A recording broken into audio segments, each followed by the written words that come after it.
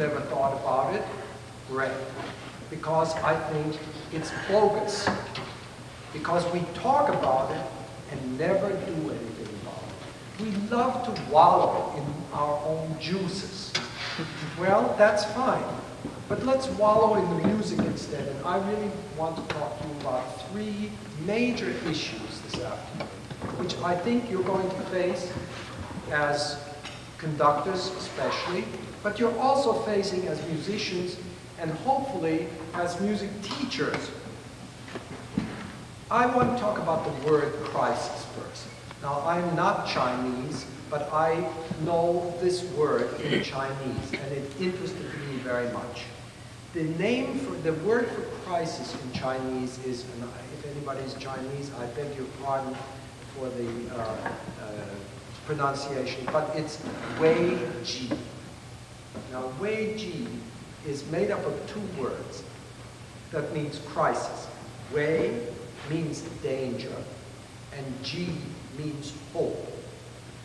Now, you see, this is a tremendous concept, because if there is danger, there is also hope. And not only that, if you go out on a limb, if you do something dangerously, if you program a piece that not everybody will love, that's dangerous.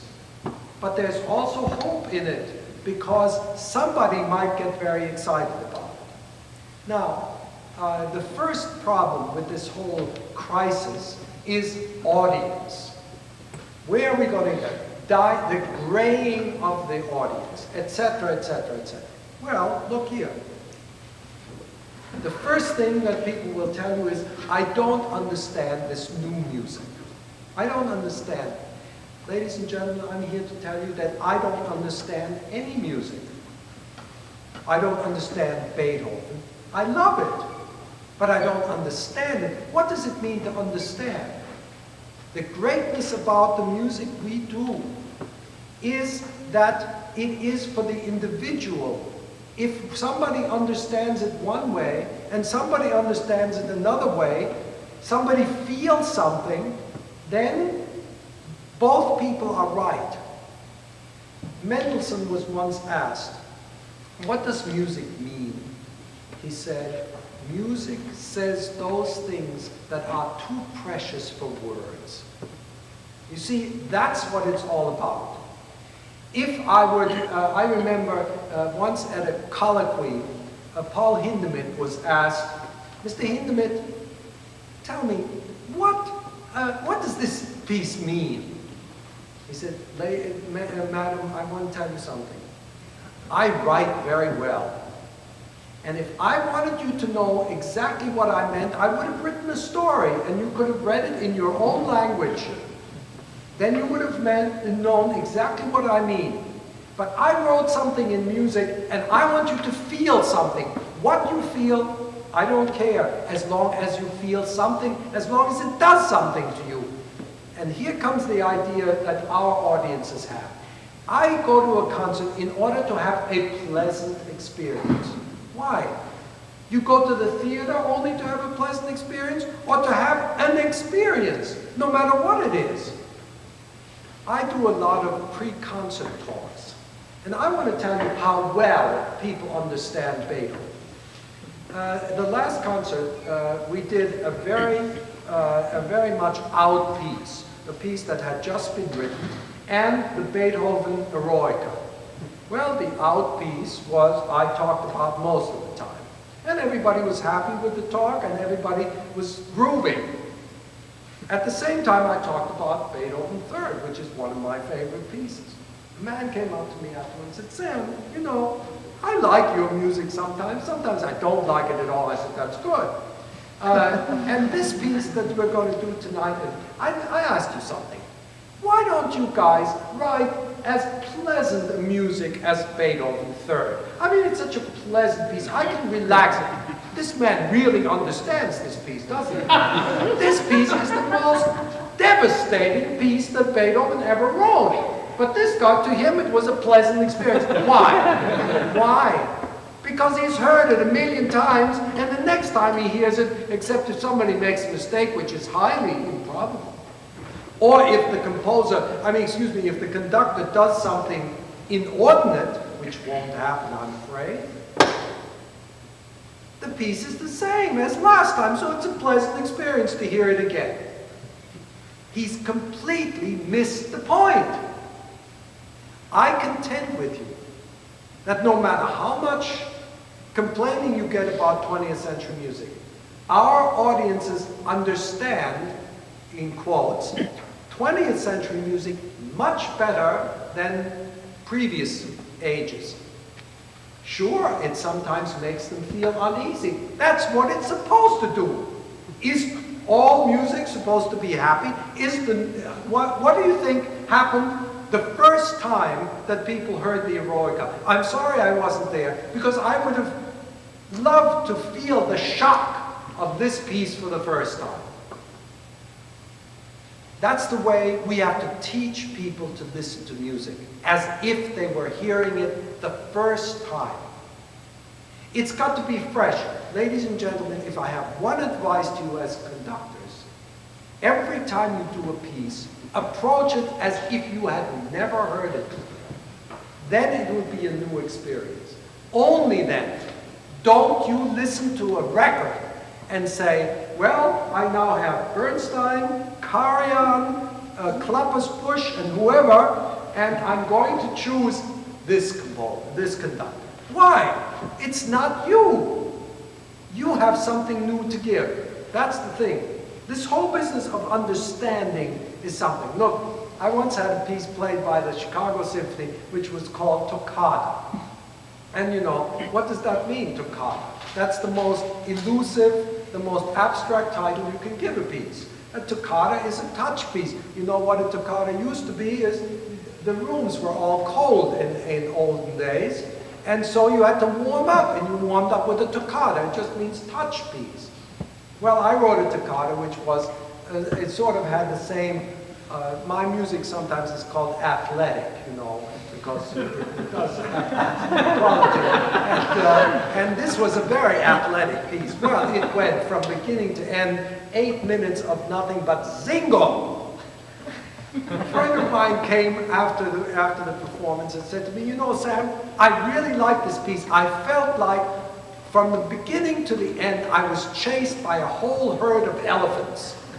Now look, I'm sure I didn't think of that when I wrote the piece, chasing a whole herd. But I'd rather have that than say, you know, it was interesting to hear this piece. What does that mean, interesting? You have a visceral experience with music. I want to see more of that on the stand, too. You know, that's what you have with music. An involvement, a real involvement with music. We have failed to sell music to an audience because we have made them feel this is a museum of old things, not even a modern museum. We play the masterpieces as if they were sacred. An Italian philosopher in this century said something wonderful which you must remember, and it is, we do not venerate the music of the past because it sets some kind of high standard for us. We love it because it was at once contemporaneous. You know, Beethoven was the most contemporaneous composer. Now, we talk about audiences. I come back to it. There is this wonderful story that when Beethoven's first symphony opened with this chord, everybody gasped. Now come on, a 5/4, if I may use the term, to all you people of the piston persuasion, a 5/4. I wouldn't talk about a Schenkerian that way, you see. But the thing is, a 5/4 is not a shocking thing, is it? To them it was. Now this is not a lesson. I want to ask you, think about it. It's a rhetorical question, but Why did they do that? Why did they gasp? What kind of an audience was this? Why did they gasp? Well, I'm going to give the answer. But first, I'm going to tell you, if today we would get on stage, stand on our heads, and spit chiclets, they would say, oh, another trick by John Cage. It's not such a big deal. But a 5 or 4, how can you gasp? Well, let me tell you, there is something behind that which you need to remember, and perhaps it will change our concert life for good. There were only 360 people there. You know, if only 360 people would come to a symphony orchestra concert, it would be devastating. We'd have to close up shop. Beethoven was happy that there were only 360 people there. That was the most that he ever had at a concert. But every one of those 360 were performers, amateur performers, of course, of the leisure class, that had played Opus 1, the 3 trios, Opus 2, the piano sonatas, etc. So when the first symphony opened with a chord that he had never used as an opening chord, they gasped. It was a great experience to them. Something new, something had broken. I ask you, what breaks today? Nothing. Why? Because we have a passive audience. So number one crisis is for us, every one of us, to become teachers. That's what we must do. I'm going to tell you of a scheme that we have just, I just retired from Eastman, but I'm vitally still engaged there. We have started a project to make new audiences in Rochester, and it's going to be a pilot project which hopefully will go throughout the country. The only way we get audiences to come is to engage them. And I learned it the hard way. And I have to confess something. I'm too busy to do my yard work myself. So I give $10 to the boy next door, and he comes and he loves it. I hate it. And I have other things to do, so I pay him. However, a few years ago, our grass was growing, the boy was sick, and the bushes were terrible. My wife said, listen, you've got to go out and do it. I'm sorry, he won't be, well, regretfully and with a great deal of discontentment, I went outside and started to do the bushes. Immediately, my next door neighbor came to me. He said, Sam, you're out here? I've never seen you outside. You must love your work. I said, oh, I love it. It's my vocation and my avocation. I just love it. He said, I envy you. And I knew that the relationship with his wife was not so good, but you know, so what he did was he always stayed outside. He had 4 cars on his driveway, which he tinkered with all the time. In the winter, when it was too cold, he had a snowmobile. He went around the house 60,000 times. Well, anyway, he said, you know what I'd really like to do? I'm an engineer. I make a lot of money, but I only work 4 days a week, you know. And what I'd really like to do, I'd like to play the trumpet, but I'm too old.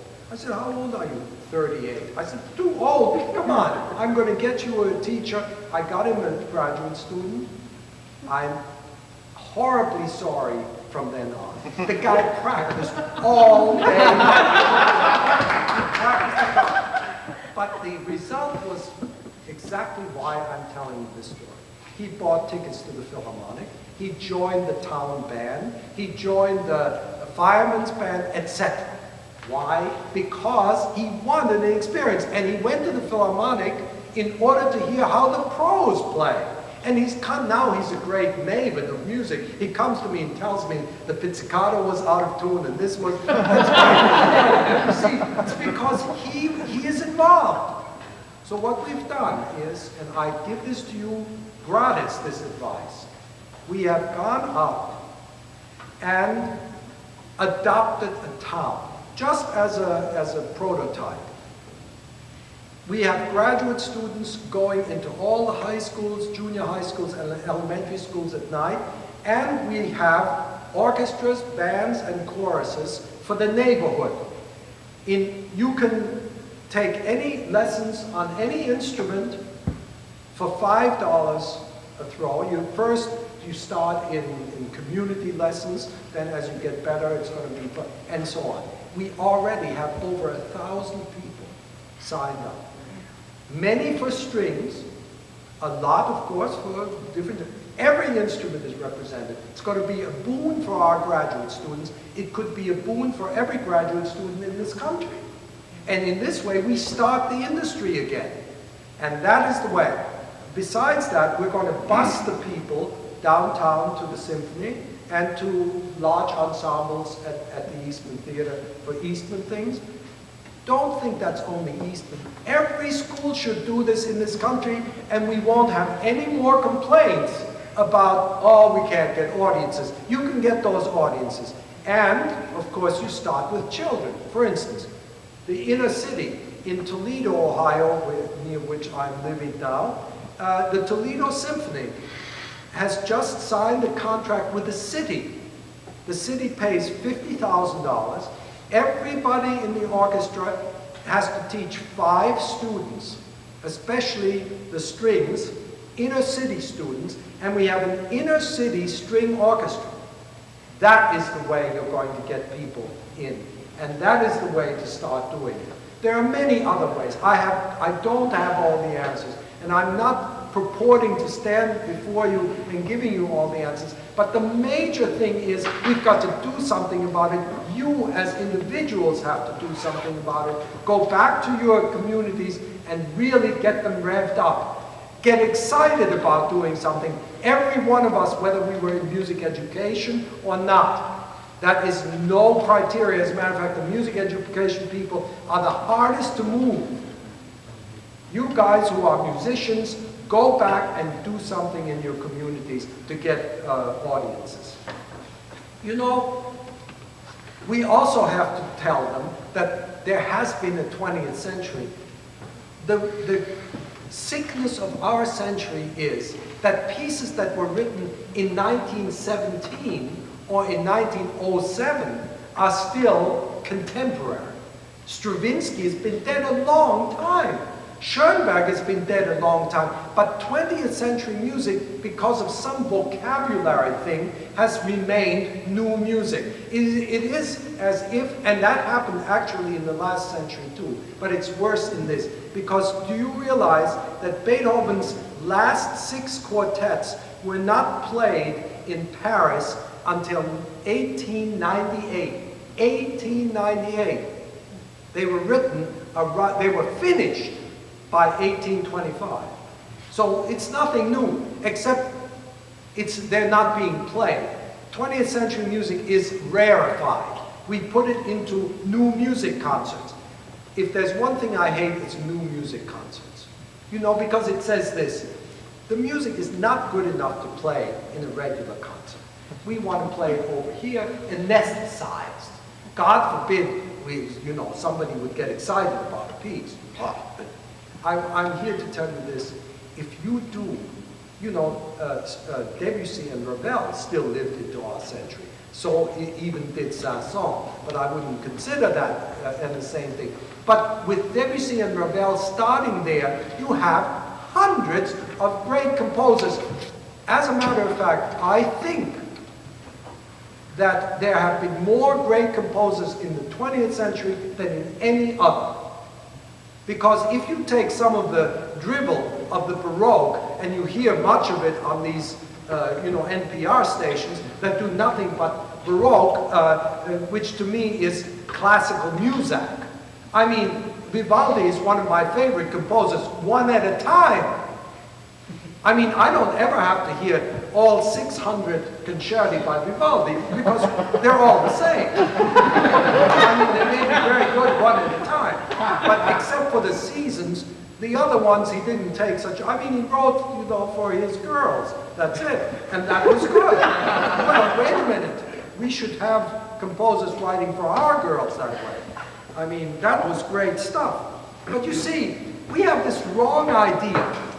Look, if presenting only the masterpieces of the past would be the right thing to do and would bring us audiences, then we would have no prizes at all. Because that's what most of our orchestras are doing. Well, where is the audience?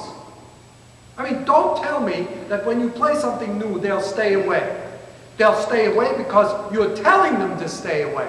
Because everybody is always talking. The manager of the orchestra, the development person, this person, that person is always saying, you really won't like this music, but you know, we have to play some of it. As if it's some kind of a stomach ache. That's a problem. You have to go at a new piece and have, listen, I grew up in Boston in the 40s. You know, I'm old enough to have been at the first performance of the Concerto for Orchestra by Bartok. My father took me on a Friday afternoon. We went backstage, and Kuzvitsky came off the stage, enervated, and his veins were sticking out. And he came in, and there were hundreds of reporters, and there was Bartok sitting, you know, he was very sick already.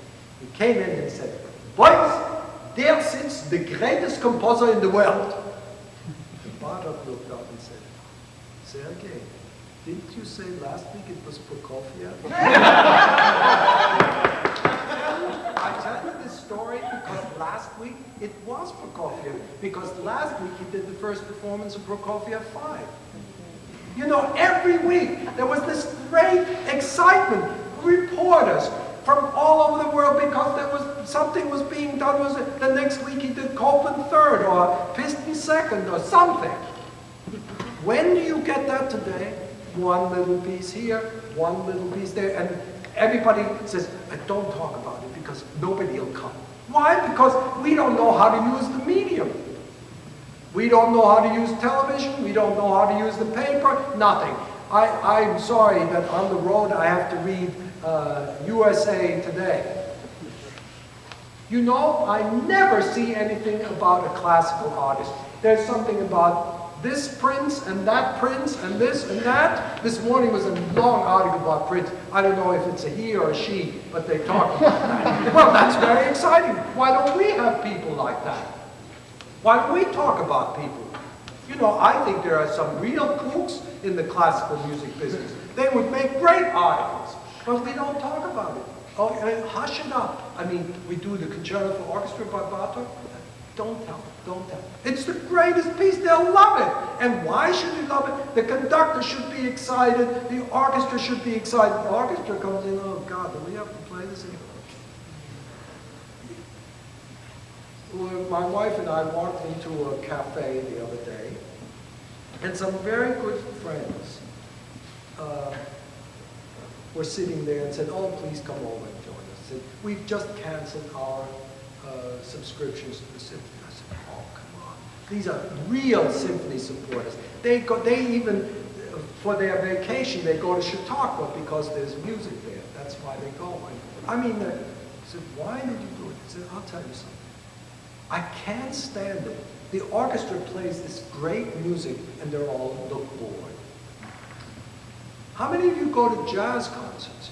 The jazz people are living it. They're loving it. They're with it. And so on. I love to see it. This guy sits there. Plays Beethoven 3rd, you know.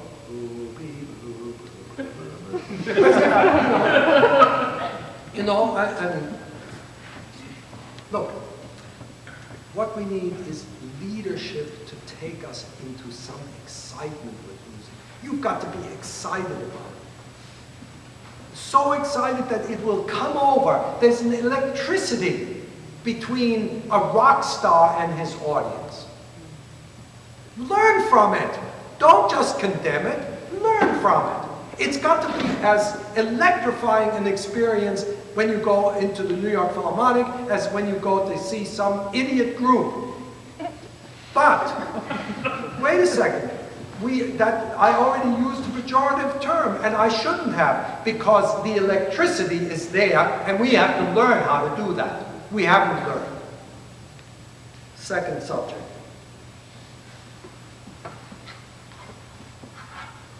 I think we're all struggling with a horrendous term called multiculturalism. I want to talk.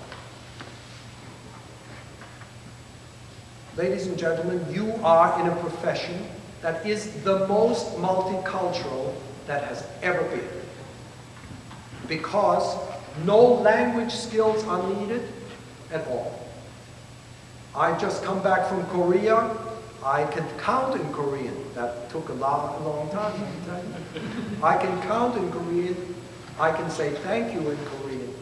I didn't need one word standing up in front of an orchestra. We had the greatest rapport. We didn't need it.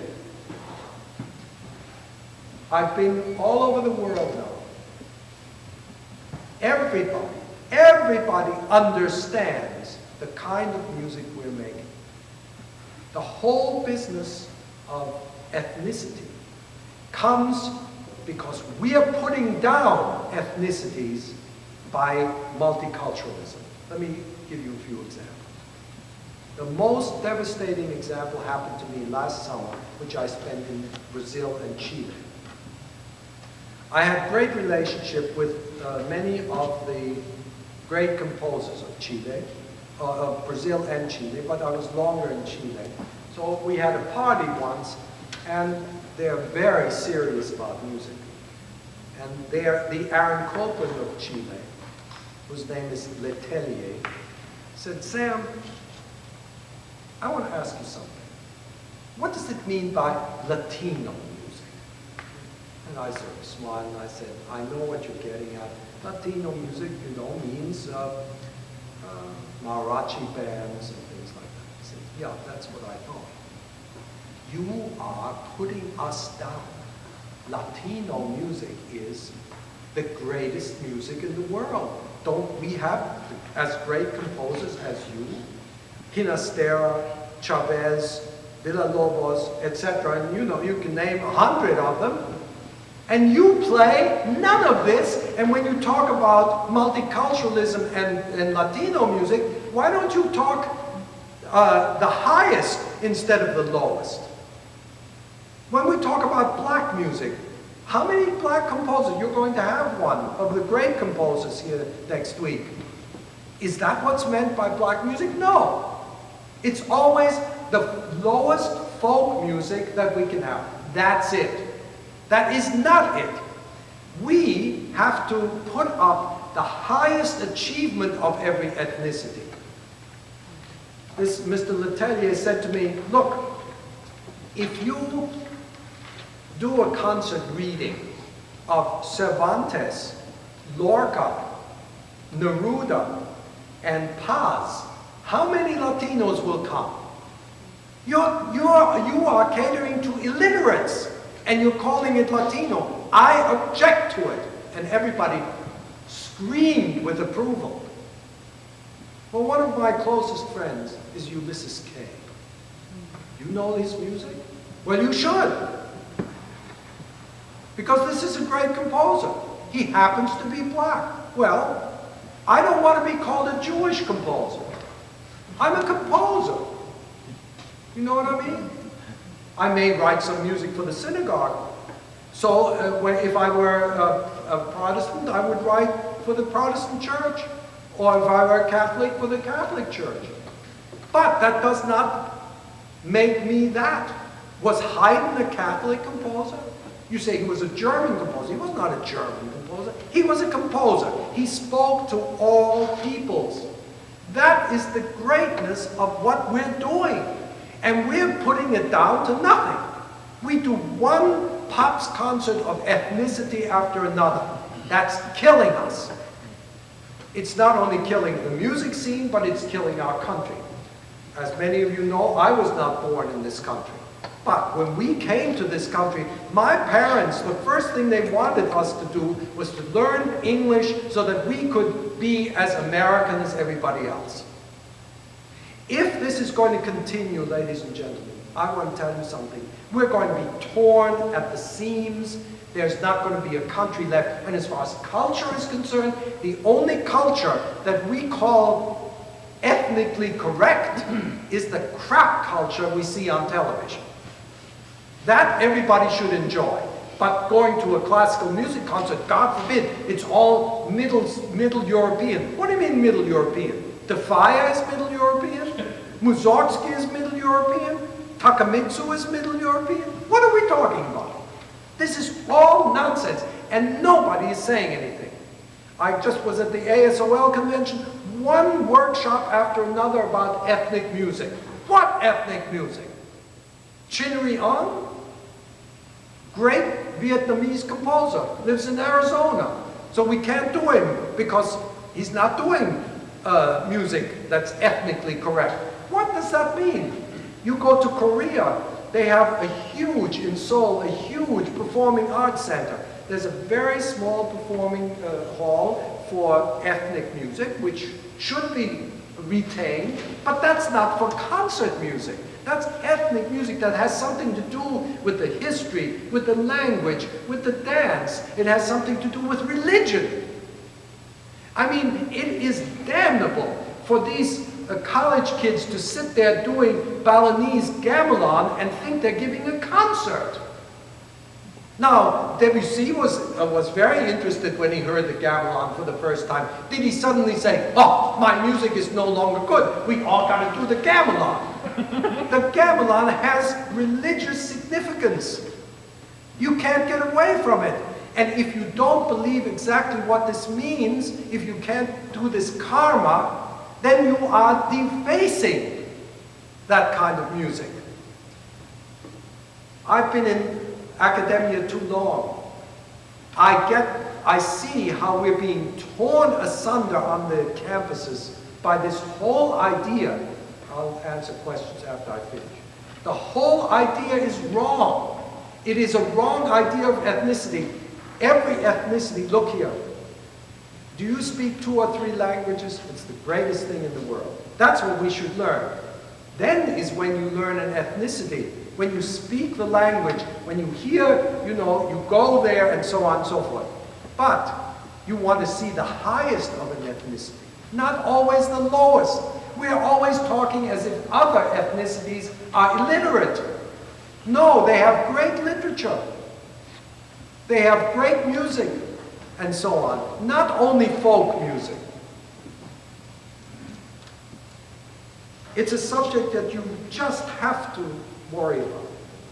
And the last thing I want to talk to you about is the either-or factor.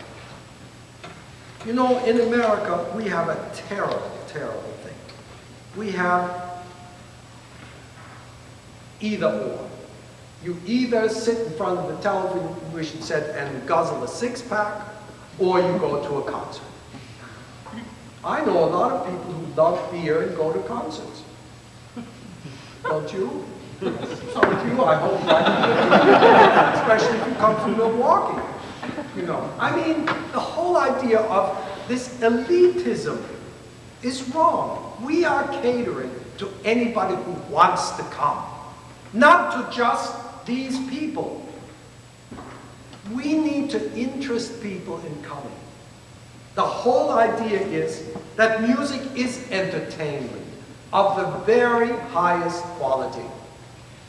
We also, in that connection, need to learn from Europe. Now, everybody says, oh, how great it is in Europe. The government pays for everything. That may be true, but it's way overstated. The government is going slowly out of it, and still the audiences are big. Why? Because there is choice.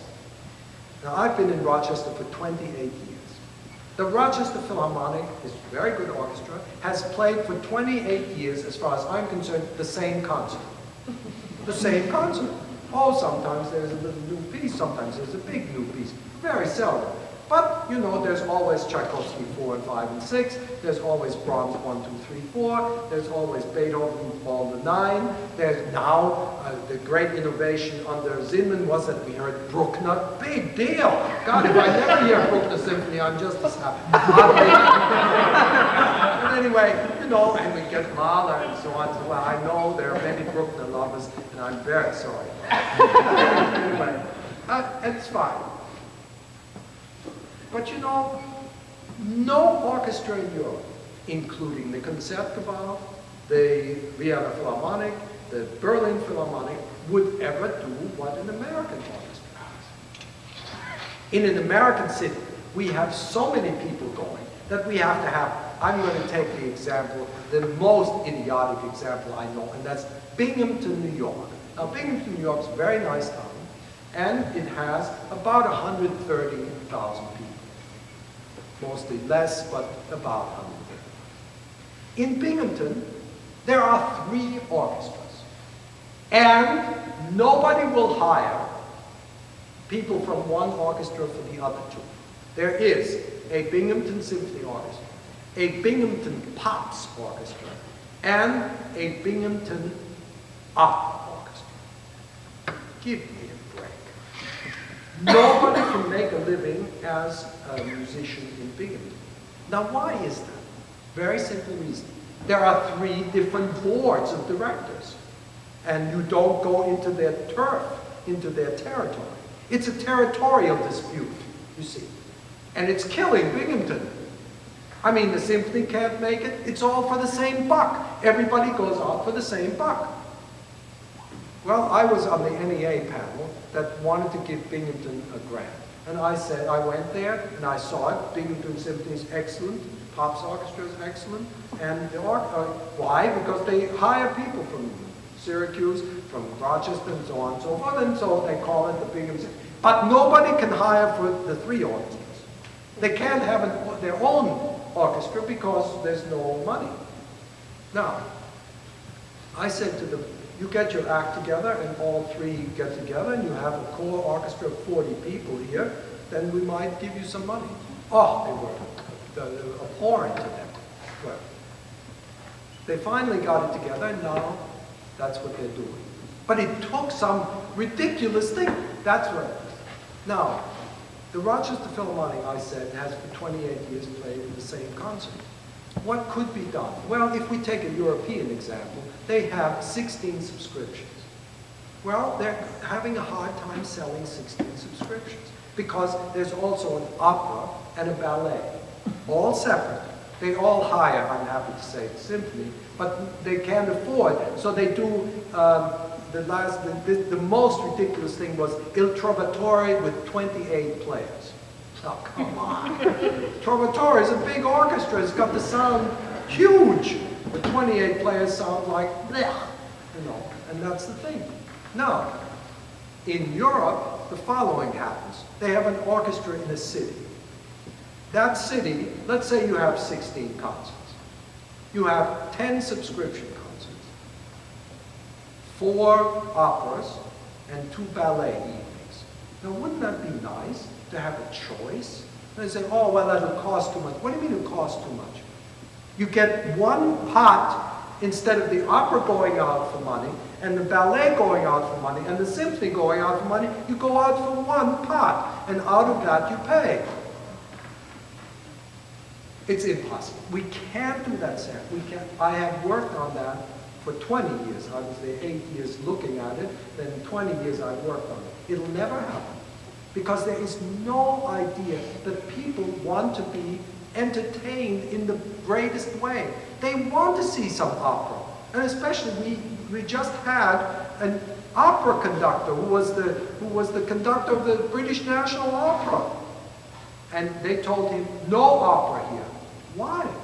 People wanted it. No, we can't afford it, we don't want it.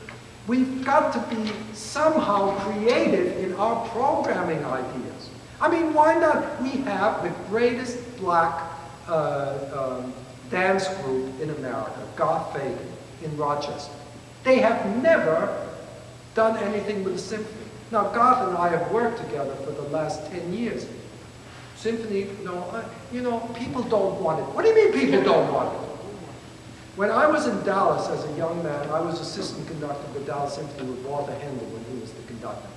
You can say anything you want about Walter Handel, but he had great ideas.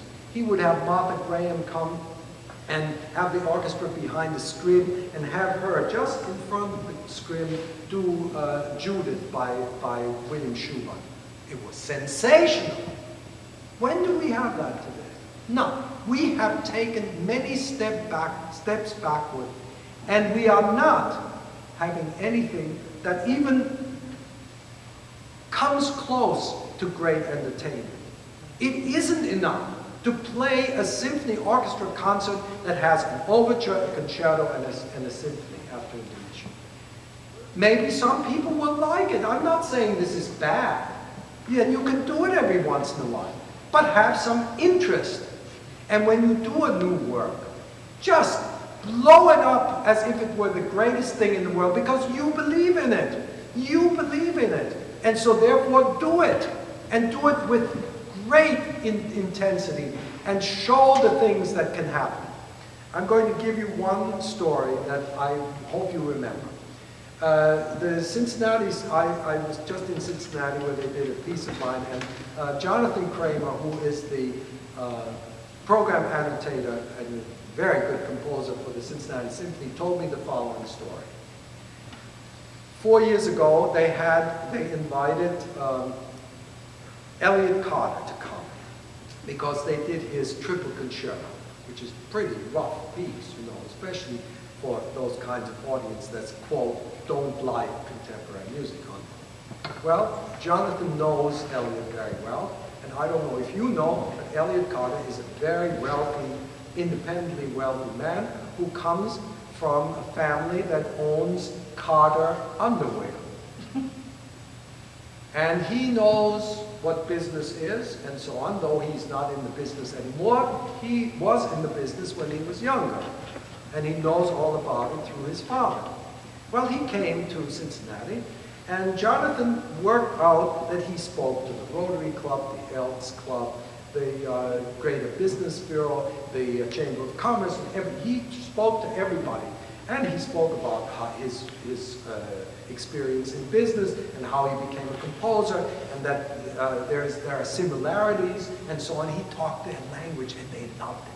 And everybody came to Jonathan and said, I'm so glad he is a great man. He just loved it. They all came. The place was mobbed. Everybody took the friends, you know, they came and listened to this piece. And I want to tell you, if you know it, that's not a little Mozartian ditty. This is a rough piece. Well, they loved it. Standing ovation at the end, because Elliott was out there. He's one of us. I mean,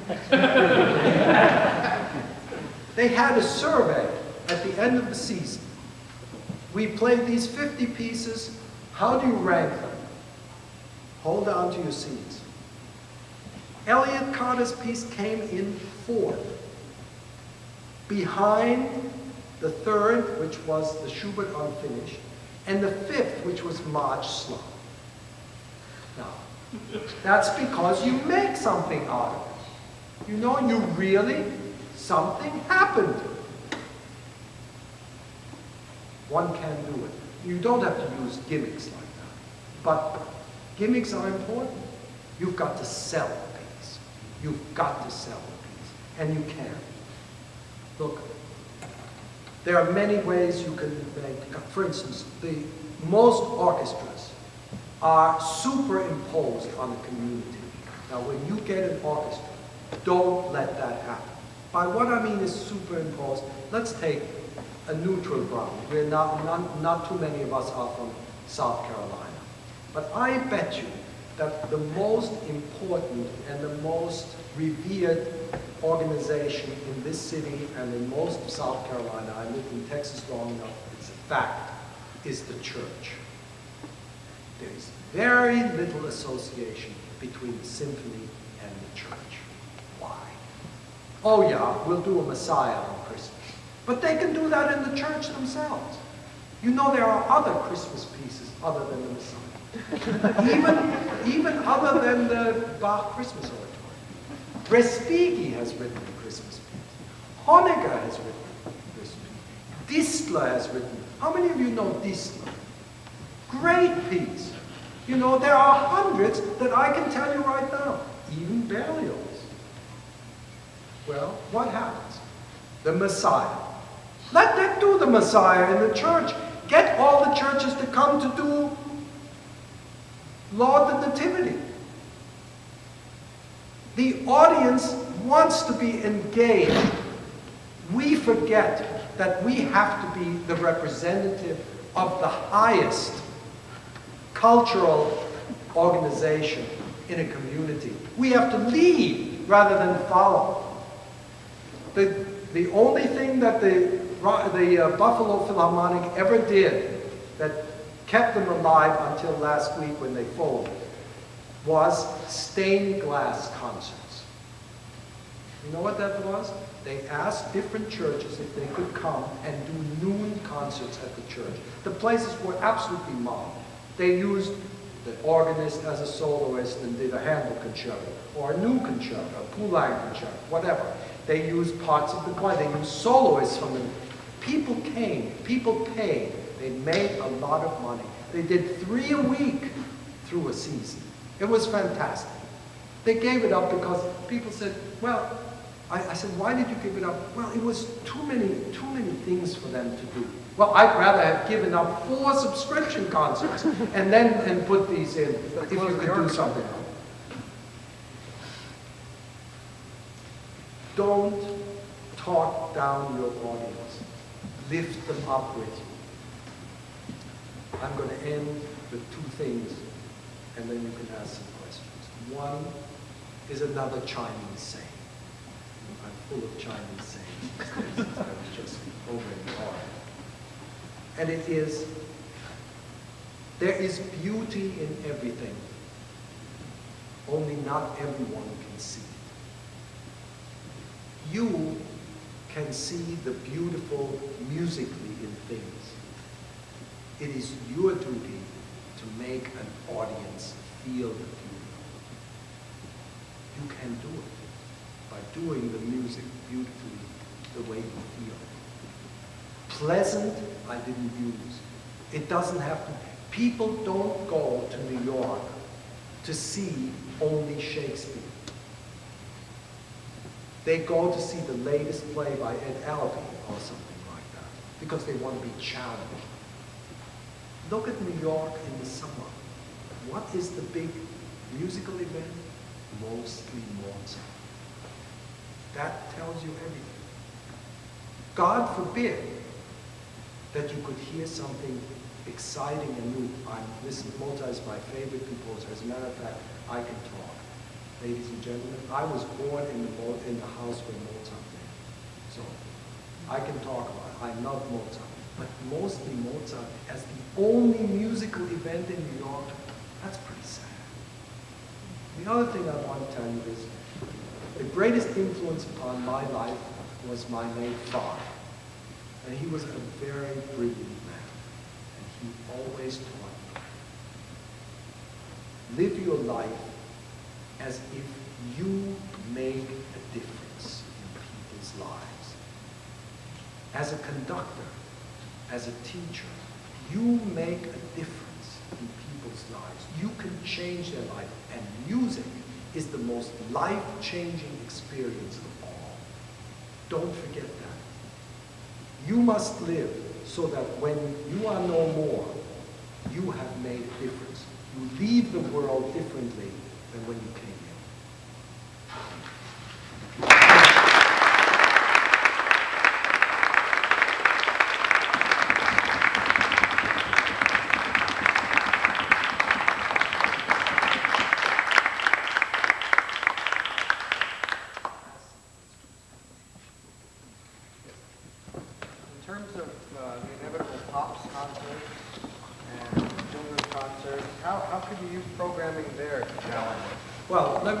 Let's talk about Pops concerts. I'm not for, first place, I think Pops concerts are a disease these days because that is to make money. You know, so you have to do everything. You have to bring in, I don't want to mention names, you know, some popular artist because you're saying classical music is not entertaining. Well, I would say that you could put on a classical concert that was absolutely spectacular. For instance, is film music classical? I think tremendously. I've just seen the greatest hit these days is to put on scenes from films. It's available. John Waxman, the composer Waxman's son, rents out, let us say, a scene from The Heirs with music by Aaron Copland. And it's quiet, it's just the scene, and the orchestra plays that scene. Or from Spartacus, or whatever it is. And that's a very exciting pops concert. Another one would be, think of a topic, you know, and really go into it, and mix music. Music you would never play in a regular concert. Short pieces, you know, there are hundreds of wonderful short pieces. Talk about the waltz. Okay, now I'm going to ask you a question. Why was the waltz the wildest thing that happened in the 19th century? Why was the waltz such a revolution? What?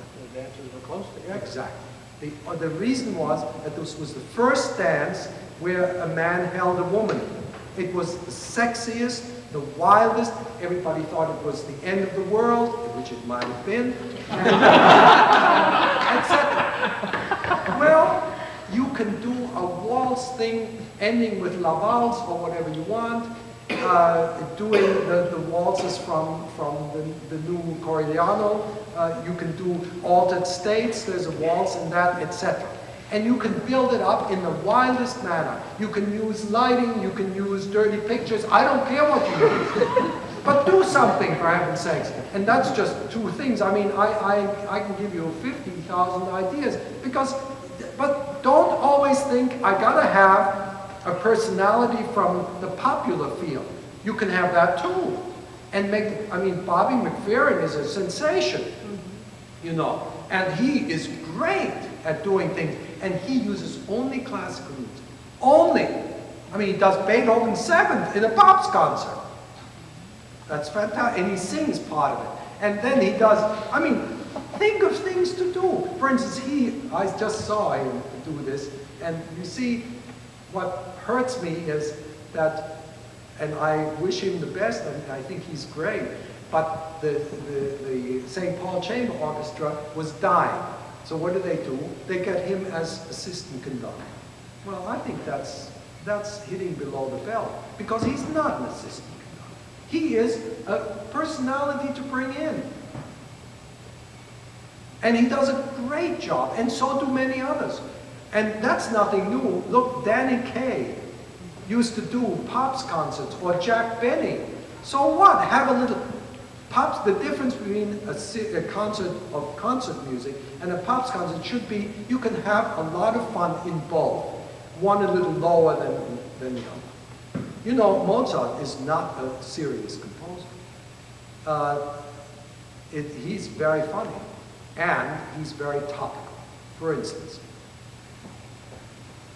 the new line of ethnomusicologists is the following. Mozart, Beethoven, they're all imperialists. No, wait a second, that's what they'll tell you. I just had a drag-out fight with an ethnomusicologist who said, how can you, Mozart, he's an imperialist composer. All right, what is Così fan tutte about? Così fan tutte is, Beethoven didn't understand it, neither did Wagner, because they thought it was the worst plot, and it was the worst. Beethoven said, and we may substantiate it by reading it, Beethoven said, I'm glad that Così fan tutte is not Mozart's best score. As a matter of fact, it's not worthy of it. Excuse me. I've done many, many performances of Così fan tutte, and I want to tell you, in the first place, it's a great score. In the second place, it is the most horrendous comment on society of that time. Now here, look who's watching. All the hoi polloi of the time, you know, the dukes and duchesses, and they're all watching this opera. And they're laughing at themselves, because what is it? The royalty are all idiots. The only real person is Despina, the maid. The maid! She tells those two ladies that, you know, after 18, you should know how to handle a man, and I'm going to tell you how to handle a man. You people don't know anything. Well, that's too bad. You see, it is that one aria that Despina sings. was edited out after the third performance because the ladies were hurt. You see, talk about imperialist. What is the thing behind every opera of Mozart? The Marriage of Figaro. What is it? Prima notte. That's what's it. You know, prima notte was the count had dibs on everybody that got married in his court. First night. Mozart wrote this especially for this count who was notorious for it. And did. You see, the greatest disease of the aristocracy was the Don Juan complex. That's why he wrote Don Giovanni. He didn't. You should read, there is a new biography of Da Ponte out. You should all read it. It is the raciest book ever written, because he lived the raciest life. And that's why he wrote such great libretti. It wasn't really a question as an observation with respect to this multicultural dribble. I'm finding people put in boxes from both ends. Like, for example, I'm seeking grant money to do some orchestrations of Duke Ellington's music, and I'm running into a reverse color barrier. Like, since I'm not black, you know, well, I mean, that's what's going to happen. right. That's like what I you can't have. give voice to Ellington's music. I think we have to be very much afraid of this kind of thing both ways. You know, I mean, if you're going to say Ellington was only a black composer, that's terrible. Well, and then nobody can play Gershwin either.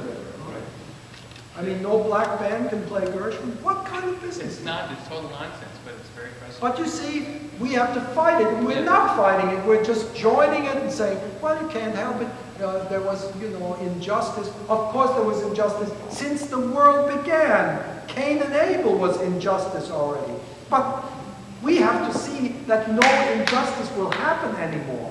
That's what we have to worry about. Not this reverse of all kinds thing. Right. You know? I agree, but I was just making. Well, I mean, fight it a little bit. Bring it to the courts. Do something. I mean, I would do it. I'm not ready to lay down yet.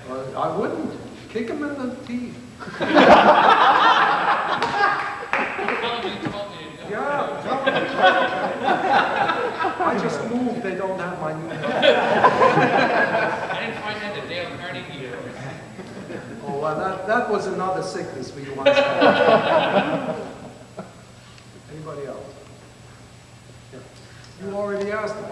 No one else is asking us. I'll ask a question. I just saw Kathleen Battle and Al Jarreau do a great show on what was it, Jay Leno or Dave Letterman? Okay.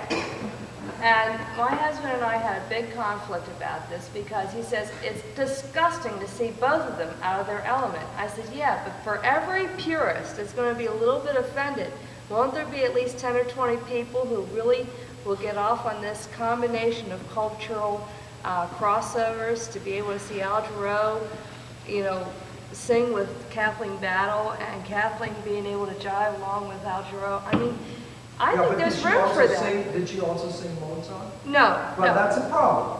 Okay. She I didn't. mean, you're saying that these people will all only go for Kathleen Battle if she doesn't play, if she just horses around. Yeah. You see, that's not true. And she can do both. Yeah. But she doesn't do both, you see, at that thing. That's why people would object to it, because Kathleen Battle is one of the great voices of our time. She can do anything. Let her do anything, but let her do everything instead of only one thing. That's our problem. That's the either-or thing. Kathleen Battle over here can horse around. Kathleen Battle over here stands there very quietly to do Mozart. She can do both. Why doesn't she do both at certain times? We can do all kinds of things. I mean, let's not be so stiff about it, one way or the other. It always has to be that way. We hire somebody. That was not always so. Excuse me, I'm not really saying anything new. I want you all to check me out. Go to the library and look at the early programs of any orchestra. Take, for instance, the New York Philharmonic. When they just had their, was it the 100th anniversary, wasn't it, just now? Last year was it? 150, excuse me. 150th anniversary. They published the first concerts of the New York Philharmonic. You should see those concerts. They have a march on it, an aria from this, from Herold, you know, and all the operas from Zampa, they had an opera. Then they have an opera from La Dame Blanche of Marschner. You know, I mean, the craziest things are on this program. Hundreds of things. Victor Herbert later on, you know, this and that. And there wasn't this purist thing. We're purist in this. Now, I'm not talking about demeaning everything. I mean, there are good things and there are bad things. People say, in Vienna. What do you mean Vienna? Excuse me, I'm going to say something, and please, I wear a bulletproof vest so you can shoot away. But I would like to equate Fledermaus with West Side Story any day. Both musically and especially plot-wise. The most idiotic plot in the world. I mean, every Viennese operetta is crap as far as the plot. Have you ever seen Morning, Noon, and Night or Souper or one of those things? Oh my God! I mean, it is. After the overture, forget it. Or how many of you have seen La Gazza Ladra? Oh God! No wonder the overture is only played. It is ridiculous.